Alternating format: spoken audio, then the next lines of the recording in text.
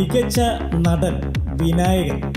2016 മികച്ച നടനുള്ള സംസ്ഥാന ചലച്ചിത്ര അവാർഡ് ലഭിച്ചത് നടൻ വിനായകനായിരുന്നു. രാജീവ് രവി സംവിധാനം ചെയ്ത കമ്മട്ടിപ്പാടം എന്ന സിനിമയിലെ ഗംഗ എന്ന കഥാപാത്രത്തെയാണ് വിനായകൻ അവതരിപ്പിച്ചത്.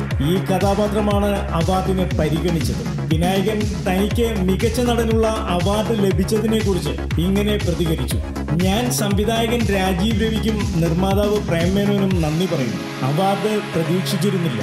ഇവിടുത്തെ വ്യവസ്ഥിതിയിലൊന്നും താല്പര്യവും വിശ്വാസവും ഇല്ലാത്തതിനാലാണ് അവാർഡ് പ്രതീക്ഷിക്കാതിരുന്നത്. കമ്മട്ടിപ്പാടത്തിലെ ഗംഗയ്ക്ക് അവാർഡ് കിട്ടുമെന്ന തരത്തിലുള്ള ചർച്ചകൾ സജീവമായിരുന്നു. അതിനുള്ള മറുപടിയാണ് അവാർഡ്.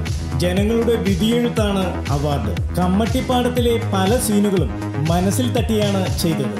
മരണം വരെയും അഭിനയം തുടരും. വിനായകൻ പറഞ്ഞു നിർത്തി. ദിവസവും വരുന്ന ഗോസിപ്പുകൾക്കും എന്റർടൈൻമെന്റ് ന്യൂസുകൾക്കും വേണ്ടി ഇപ്പോൾ തന്നെ സബ്സ്ക്രൈബ് ചെയ്യുക.